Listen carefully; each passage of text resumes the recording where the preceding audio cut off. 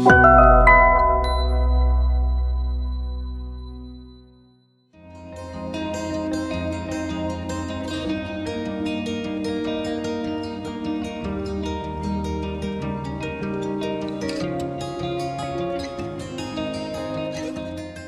permet de mettre au repos tous nos organes et l'organisme se réorganise, il se reconstitue, il enlève toutes les cellules qui sont mauvaises et il permet un état de rajeunissement.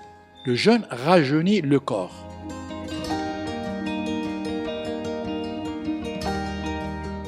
Il y a ce qu'on appelle la gastrite, une inflammation de l'estomac.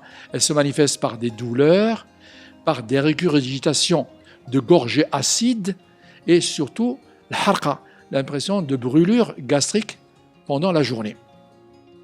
Puis il y a les maladies gastro-duodénales ulcéreuses, c'est-à-dire les ulcères, c'est une perte de substance, elle met à nu la muqueuse qui, sous l'action agressive du suc gastrique qui est plein d'acidité, va déclencher des douleurs effroyables et qu'il faut bien sûr soigner parce que l'estomac est vide et plein d'acidité et c'est comme ça qu'il va y avoir un phénomène de corrosion.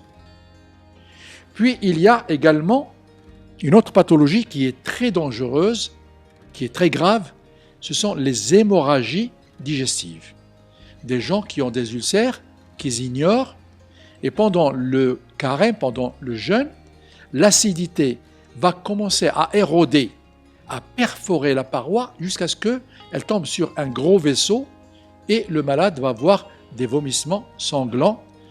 Puis il y a également les ballonnements gastriques et intestinaux. Les gens sont ballonnés, ils digèrent mal, gargouillements, ils ont beaucoup de gaz, ou ils ont ou la diarrhée ou la constipation en fonction de leur transit, ou même les deux à la fois.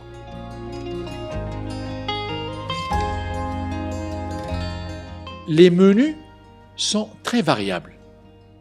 Et les gens, plus ils mettent dans la journée, ils ont faim, puis ils achètent, entre guillemets, excusez-moi le terme, chéouette, n'importe quoi. Bagrer, le msemen, le melawi, le btbout, كعب غزال, الغريبة, كيجيبوا الحلوى الشباكية, يجيبوا المخرقة, يجيبوا السلو, ils mélangent, ils ont un apport très important, hyper calorique, et bien sûr qu'ils déposent sur la table parce que pour eux, c'est une façon de compenser. Ils disent, bon, moi j'ai passé la journée à jeûner, j'ai faim, j'ai mon droit de, bien sûr, de manger ça. Et ça, c'est une erreur. Il faut manger sain. Si on regarde sur le plat, sur la table de quelqu'un qui a jeûné, on va trouver d'abord le harira. Le harira, qu'est-ce que c'est? C'est un mélange, فيها الطحين, فيها الرز, الشعرية, فيها الحمص, فيها العدس, فيها الطحين, bien sûr, ou فيها bien sûr العطرية الأخرى. Puis avec ça, on va passer à quoi? On va manger des œufs. Puis on va manger الحلوى الشباكية. Qu'est-ce que c'est? C'est des pâtes, c'est-à-dire de l'amidon, du sucre, فيها le miel, فيها الزيت, فيها الخميرة. Donc, il y a فيها الزنجلان. Il y a tellement de choses que lorsqu'on mange ça, c'est également comme du béton. On esquinte l'estomac.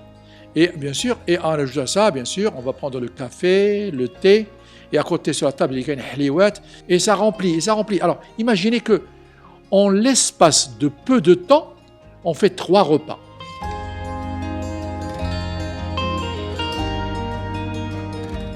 On prend un petit jus d'orange, on prend un bol de soupe de légumes, qui est très très sain, ça contient des oligo-éléments, des vitamines, des sels minéraux, et bien sûr des fibres.